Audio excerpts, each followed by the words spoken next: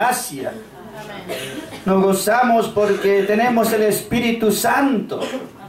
Nos gozamos porque tenemos la palabra de gracia, hermanos. Entonces siempre estamos gozándonos delante de su presencia cuando le alabamos, hermanos. Cantando, alabando de nuestras experiencias, de lo que sentimos, gloria y alabanza como hijos de Dios. Y esta última alabanza que cantaron realmente es un resumen de lo que vamos a mirar en esta noche. El himno decía: vivo por fe, gloria, aleluya, alabanza. Vivo por fe, ¿en quién? Gloria, alabanza.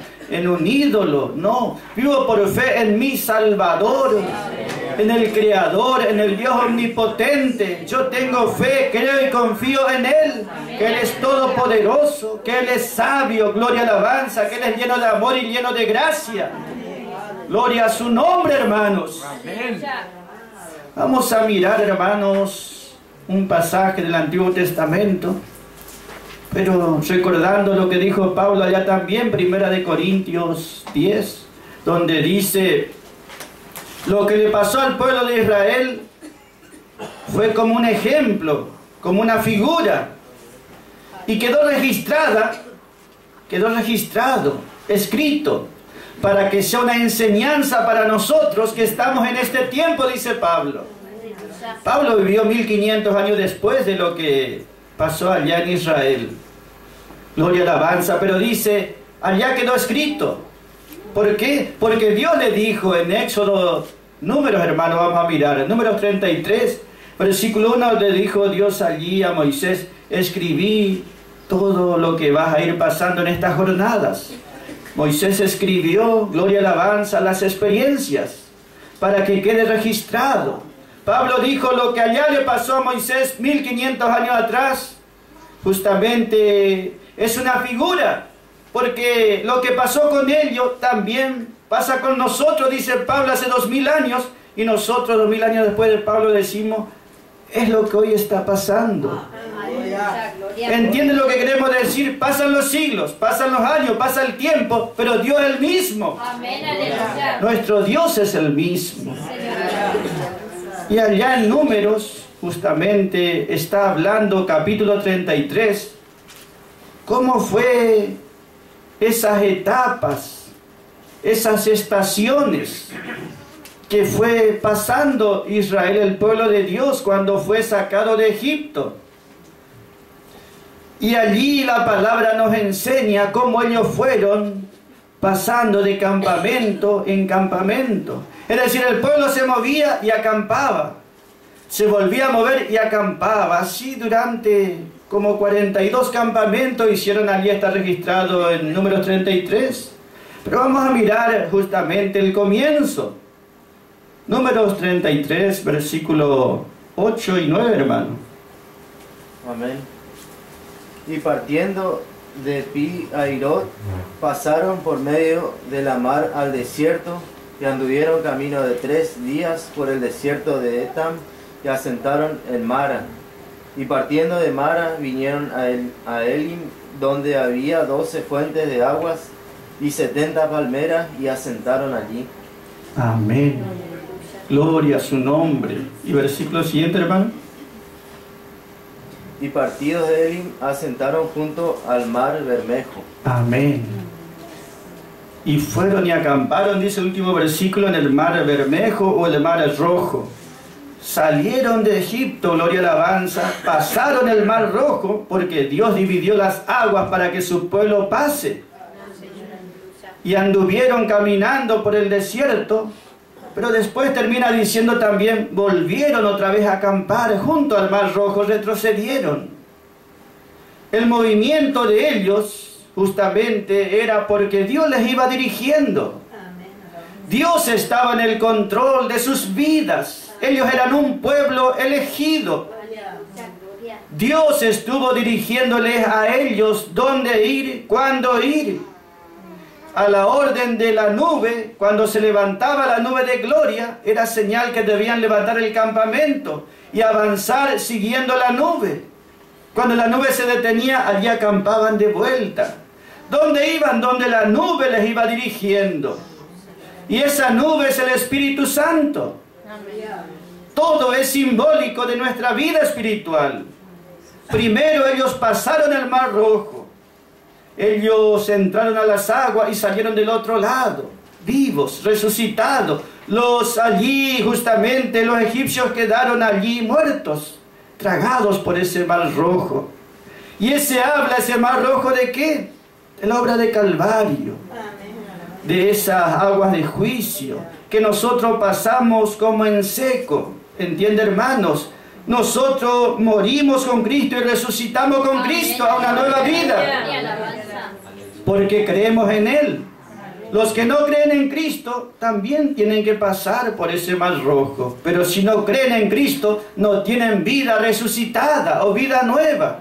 Ese es el comienzo de nuestra vida espiritual y era el comienzo de esa etapa de Israel que Dios lo sacó para llevarlo por el desierto. El comienzo era allí en el Mar Rojo, y ese habla de la obra de Calvario. Vemos que Dios les sacó unos días que vayan a recorrer el desierto y después los volvió otra vez allí atrás. Porque Dios siempre quiere que estemos acampando cerca del Mar Rojo. Quiere que siempre estemos mirando esa obra de Calvario. Quiere que siempre estemos contemplando la obra de Calvario, meditando en la obra de Calvario, porque nuestra vida de fe depende de la obra de Calvario. Nosotros vemos entonces que así aprendimos en las experiencias. Siempre. Cada versículo que podemos tocar del Antiguo Testamento del Nuevo, lo llevamos directamente a la obra de Calvario. Cada versículo vamos a hablar siempre así, yendo y meditando en esa obra de Cristo en la cruz, porque allí está nuestra vida, está el comienzo de nuestra vida y está la raíz de nuestras victorias también. Aleluya. Meditar, acampar junto al Mar Rojo, mirar lo que Cristo hizo en la cruz por nosotros.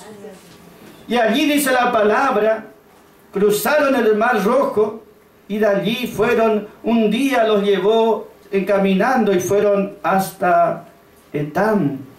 De allí los llevó a Pi-Hahirot, también dice la palabra, y después los llevó a Sucot. 3 campamentos en 3 días.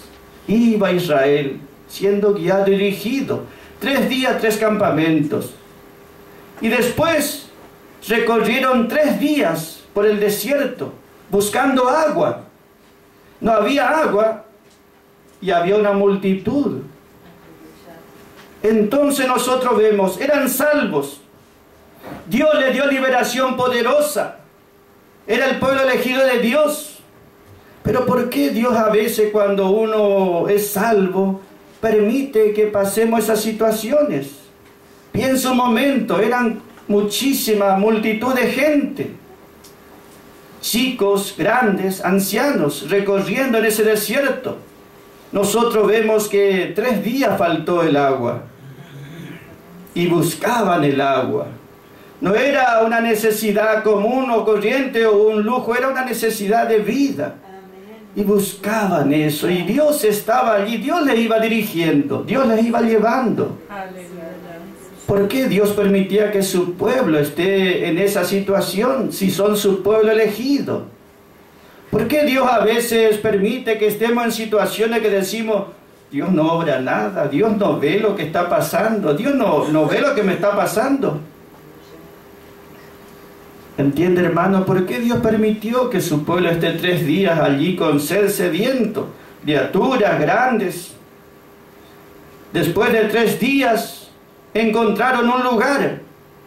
Justamente allí estaba Mara, el lugar de Mara que era justamente un lugar donde había agua. Encontraron agua, pero cuando fueron a probar el agua, encontraron que era amarga. Y cuando vieron que era amarga esa agua, no aguantaron más y empezaron, sí, a murmurar contra Dios.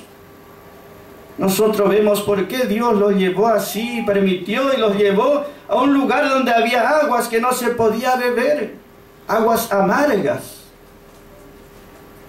Justamente nosotros vemos que Dios hace las cosas con sabiduría. Amén. Lo que fue escrito quedó registrado y es un ejemplo, una enseñanza para nosotros en este tiempo. Primera de Corintios 10 dice, el que quiere estar firme, mire, dice Pablo, lo que quedó registrado, mire para que siga firme. Gloria, gloria, aleluya, alabanza, gloria a su nombre. Nosotros tenemos que saber que el cuidado de Dios es completo. Amén. Gloria. Y que Dios tiene siempre poder. Gloria. Ellos cuando estuvieron allí con sed, vemos nosotros que se quejaron y murmuraron. 7 días antes, ellos estaban gritando, alabando al Señor por el triunfo. Cruzaron el Mar Rojo y estaban todos cantando, agradeciendo a Dios cómo le dio la victoria poderosa. Cruzaron en medio del mar, como en tierra seca. Librados fueron de sus enemigos, cantaban. Dios tiró allí al faraón y a sus capitanes, a sus carros, a sus caballos, a sus soldados. Los ahogó en el desierto Dios a ellos. Ellos glorificaban a Dios por la victoria que Dios les había dado 7 días antes. Pero pasaron 7 días y estaban allí murmurando. No contra Dios, sino contra Moisés, que era el que lo tenía allí. Y ellos le dijeron, ¿para qué nos sacaste aquí? Para morir. Era mejor que sigamos allá en Egipto. No era la multitud, pero era 1 o 2 y eso hicieron que la mayoría empiece también a murmurar.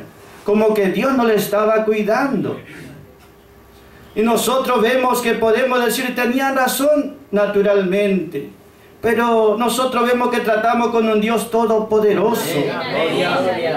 Él no se equivoca. Él nunca llega tarde, Él no se demora. Él es sabio y poderoso. Nos demostró siempre su poder y su gracia y su bendición. Si les libró allí en el Mar Rojo y abrió ese lugar, también estas aguas que eran amargas podían ser endulzadas, podían ser purificadas. Dios tiene poder. Si hizo ese milagro en las aguas, aquí también podía hacer ese milagro, purificar para que ellos pudieran beber de esa agua. Ellos, ¿qué tenían que hacer? Así como cantaron cuando tuvieron victoria, agradecían a Dios, tenían que empezar a orar a Dios y clamar a Dios y creer en Dios y alabar a Dios, que Dios tiene poder. Pero Dios permitió esa situación. Dios permitió para ver la reacción de ellos. Gloria, aleluya, alabanza, gloria a su nombre. Ellos decían a Moisés, mejor nos hubiese dejado allá en la esclavitud. Estábamos en esclavitud en Egipto, pero teníamos el río del Nilo que tiene aguas dulces. Ellos pensaban así. Y muchas veces el enemigo quiere decirte también al creyente, buscando a Dios no vas a estar mejor que en el mundo. El enemigo muchas veces quiere poner esos pensamientos. Nosotros vemos que ellos pensaban así. Pero allá tenían agua dulce, pero estaban en esclavitud, en servidumbre. Preferible es estar junto a las aguas amargas, pero en libertad. Y morir, pero libres. ¿Entiende, hermanos? Pero Dios no permitirá que sus hijos sean abandonados. Él tiene cuidado. Cuando Moisés oyó la murmuración del pueblo, ¿qué hizo? Él oró a Dios y clamó a Dios. Y Dios respondió a la oración. Dios respondió a la oración. ¿Entiende, hermanos? Nosotros podemos pensar y razonar por lo que pueda pasar, pero lo mejor es orar. La oración va a abrir esa puerta que trae la bendición. La oración tiene poder. Tenemos que orar porque para cada necesidad hay una promesa de parte de Dios. Moisés oró a Jehová Dios. Y Dios le mostró que no solamente las aguas amargas, le mostró, mirá, allá al lado de las aguas, allí está un árbol. Ese árbol estuvo siempre allí. Y ese árbol justamente iba a purificar las aguas. Pero ellos no veían. Pero Dios ya había preparado de antemano ese árbol. Dios no nos llevará, hermanos, por cualquier lugar o por cualquier experiencia. Él ya tiene de antemano preparada la salida. Primera de Corintios 10:13 dice: porque fiel es Dios que no nos dejará ser probados más allá de lo que podamos soportar, porque juntamente con la prueba Él dará la salida. ¡Aleluya! Él dará la salida. Gloria, alabanza, gloria a su nombre. Ellos tenían que decir: somos el pueblo elegido, Dios nos libertó, Dios hizo milagros, también puede hacer ahora. Dios a veces nos da grandes victorias y sentimos como que ya estamos tocando con la mano el cielo. Pero hay veces que parece que Dios no responde la oración, o como que se demora, o por qué Dios no está obrando como nosotros queremos. Pero Dios permite, gloria y alabanza. Dios sabe. Allí está el árbol. Ese árbol, gloria y alabanza, le dijo a Moisés: ese árbol cortá e introducí en las aguas, y las aguas van a ser dulces. Ese árbol está hablando de Cristo Jesús. Él es el árbol de vida. Él es el árbol de vida. Él fue talado en la cruz de Calvario.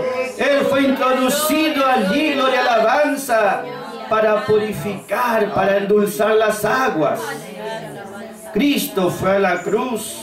Y cuando contemplamos la obra de la cruz, gloria y alabanza, allí nuestras experiencias de dolor o de necesidad o aflicción son endulzadas. Son endulzadas, gloria y alabanza. Nuestra vida no es de amargura, porque Dios aprovechó esa dulzura. Dios aprovechó de antemano. Dios tiene cuidado.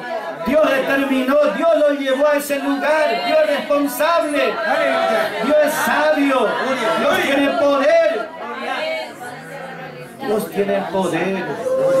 Gloria, alabanza. Gloria a su nombre. Gloria, alabanza. Gloria, aleluya, alabanza, hermanos. Allí justamente Dios probó su fidelidad por ellos. Allí, en ese lugar, hermanos, ese árbol de vida es Cristo y la obra de Calvario. ¿Cómo Dios va a transformar mis aflicciones en gozo? ¿Cómo va a transformar mi tristeza en regocijo? Mi enfermedad en sanidad, mi necesidad en bendición, en la obra de Calvario. Creyendo en la obra de Calvario, creyendo que Cristo hizo la obra.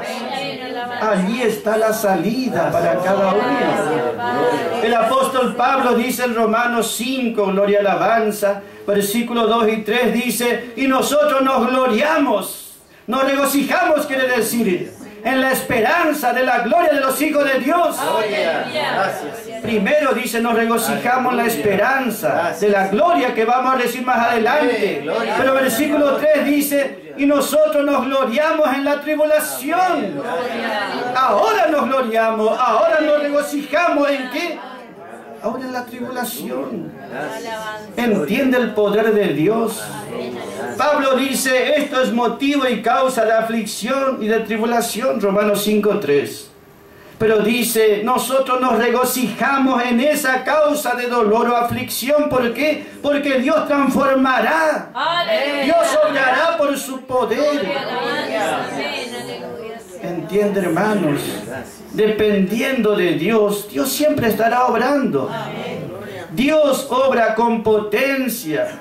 Dios es fiel a su palabra. Sus hijos nunca fueron dejados, nunca fueron desamparados. Aunque el mundo o el enemigo quiera poner que antes estábamos mejor, o que los del mundo están mejor, eso no es cierto. nosotros estamos en Cristo y con Cristo. Antes teníamos, no teníamos, pero no teníamos vida, no teníamos a Cristo, no teníamos nada. Antes. Pero ahora tenemos un Dios. Ahora somos un pueblo de Dios. Un pueblo elegido, comprado por precio de sangre. Y Dios está mirando por nuestras vidas. Dios está cuidando, protegiendo nuestras vidas. ¿Entienden, hermanos? Gloria, alabanza. Gloria a su nombre. Por eso cuando sienta que está en una lucha, en una prueba, y parece que Dios no obra nada, como que Dios está en silencio. La canción decía, cuando Él está en silencio, está trabajando. Dios permite que pasemos experiencias porque así está moldeando nuestra fe. La única manera de llegar a ese grado de templanza espiritual justamente es pasando momentos de gozo como ese triunfo en el Mar Rojo, pero también momentos de aflicción allí junto a las aguas de Mara. Él va templando nuestro carácter espiritual. De otra manera, hermano, Dios no podría glorificar su nombre. Si iban a Mara y encontraban el agua dulce, ¿qué gloria iba a haber? En cambio, Dios muestra cómo es su cuidado. Dios ya tenía preparado ese árbol de antemano allí. Gloria, alabanza. Ese árbol es Cristo. Ese árbol es Cristo Jesús, el árbol de vida. Allá en Apocalipsis 22 está hablando y dice la palabra que Cristo habla de los cielos y dice en el medio de la plaza, dice allí está el árbol de vida, cuyo fruto es para el alimento, dice, continuo, y las hojas de ese árbol de vida es para, dice la palabra, para la sanidad de las naciones. La palabra allí, sanidad de las naciones, esas hojas de ese árbol, es más bien la palabra que nosotros conocemos como terapia. Ese quiere decir una atención, un tratamiento. Las hojas de ese árbol de vida, Jesucristo dice, será para cuidar, para proteger siempre, para alimentar a una de las personas, a la gente. ¿De dónde saldrá esa provisión eterna por los siglos? En Cristo está todo. Amén. Gloria, aleluya. Pero aquellos vencedores no serán alimentados de las hojas del árbol, sino del fruto del árbol. Una bendición mucho mejor y mayor para los vencedores, gloria, alabanza, porque en este tiempo se apropiaron de Cristo en su plenitud. Gloria, gloria, aleluya, alabanza, gloria a su nombre, hermanos. Nuestra vida espiritual, Dios nos lleva a esos lugares para glorificar su nombre. Hay un versículo en el libro de Salmo 84. Salmo 84, versículo 6, versículo 7, hermanos. Allí dice la palabra cómo Dios cambia, cómo Dios transforma las cosas, cómo Dios cambia las circunstancias por su poder. Amén. Atravesando el valle de Baca, pónenle por fuente. Cuando la lluvia llena los estanques, irán de fortaleza en fortaleza, verán a Dios en Sión. Amén. Atravesando el valle, dice la palabra, el valle de Boquino, el valle del lloro, quiere decir. Allí está hablando cuando iban peregrinando, gloria, alabanza, y atravesando esos valles. Justamente esos lugares bajos está hablando. Ese valle está hablando de esos lugares bien bajos que uno tiene que pasar. Y dice el valle de Boquino, el valle del lloro, quiere decir de la lágrima o de la aflicción. ¿Y qué dice? Ellos tienen que atravesar ese valle. ¿Entiende, hermanos? Ellos no se quedan en ese valle, ellos atraviesan. Es una etapa, es una estación, es una experiencia, una circunstancia. ¿Entiende, hermano? Ellos atraviesan, no se quedan a vivir allí, no permanecen ellos allí. Ellos moran en la presencia de Dios, pero atraviesan. Atravesar quiere decir cruzar de lado a lado, con poder y fortaleza también. Pero ese valle de lágrimas, sí o sí hay que pasar. Gracias, Señor. Gloria, aleluya, alabanza. Atravesando ese valle de boquín del lloro, de la lágrima que dice. Es cambiado, dice, ese valle de lágrimas como por una fuente. Una fuente que tiene agua en abundancia, amén, como un manantial. Gloria, gloria. Esa cantidad de lágrimas, de dolor, van a ser convertidas en una cantidad de lágrimas, pero de gozo y de regocijo. Atravesando esa situación, eso que era motivo de dolor o de tristeza, será motivo de gozo y de regocijo. Gracias, Señor. Entiende, hermanos, si no atravesamos el valle allí, ¿cómo Dios va a transformar en fuente? Si no llegamos a Mara y hay aguas amargas, ¿cómo Dios hará a esas aguas dulces? ¿Cómo veremos nosotros el poder de Dios obrando y su fidelidad? Gloria, gloria, gloria. ¿Entiende, hermanos? Atravesando ese valle de lágrimas, dice, lo cambian por una fuente, como un manantial. ¿Cómo? Como cuando la lluvia, dice, abundante, llena los estanques. Aleluya. ¡Qué cambio! ¡Qué cambio, hermanos! Ya no esa tierra árida y seca, sino un manantial que está en abundancia. ¡Aleluya! Pero primeramente dice, atravesando ese valle. Gloria, gloria, aleluya, alabanza. Nosotros damos gracias al Señor, los que ya tenemos muchos años en el Señor, porque esas experiencias que pasamos nos ayudaron. ¿Entienden, hermanos? Hoy cuando estamos en necesidad o alguna situación difícil, simplemente recordamos 20 años atrás, 30, ¿qué pasó? ¿Cómo Dios obró? ¿Entienden, hermanos? Quizá en otro momento no teníamos la experiencia de ver cómo Dios liberta, cómo Dios preserva, cómo Dios ayuda. Y quizá estábamos a veces un poco confundidos o pensando por qué. Pero hoy día ya no estamos pensando por qué. Ni siquiera estamos afligidos. Porque la experiencia nos enseñó que Dios siempre nos dará la victoria. Y si es grande la prueba, será mayor la victoria.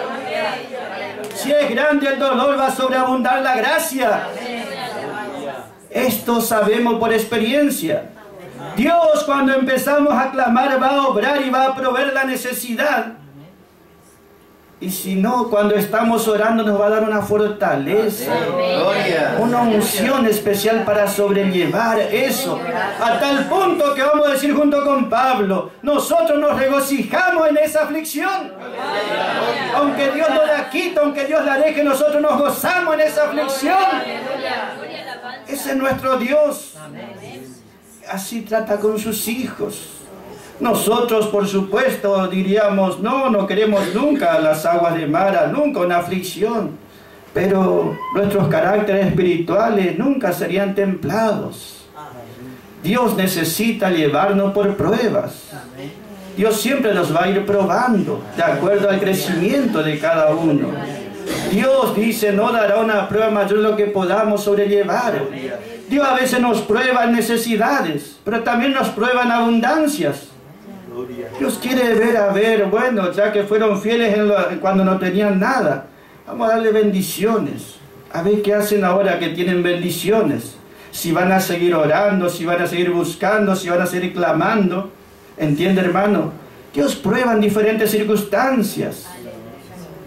¿Entiende? No solamente es prueba cuando tenemos necesidad. A veces Dios da y da y da y está probando a ver si seguimos siéndole fieles a Él, si seguimos orándole, si seguimos buscándole, o decimos, la verdad que necesito de Dios, pero Dios está probando. Dios siempre probará, gloria, alabanza, pero será de acuerdo al crecimiento espiritual de cada uno. Nosotros vemos que salieron del Mar Rojo y fueron, la primera estación allí justamente fueron a Mara. Mara, justamente, hermanos. Y Mara significa amargura. Y nosotros vemos que Esmirna también significa amargura. Hay creyentes, gloria, alabanza, que muestran su fidelidad y son vencedores en esas situaciones difíciles, hermanos. ¿Entiende? Dios permite, pero da una salida siempre. Los creyentes de Esmirna son vencedores totales. Pero no quedaron allí, hermanos, ellos justamente. Ellos salieron del Mar Rojo, estuvieron un día aquí, un día allá, después 3 días estuvieron dando vueltas con sed, llegaron a Mara, y allí en Mara Dios les probó su fidelidad y recibieron ellos un aliento. Y de allí de Mara, ¿a dónde les llevó? Les llevó a otro lugar, mucho mejor todavía, los llevó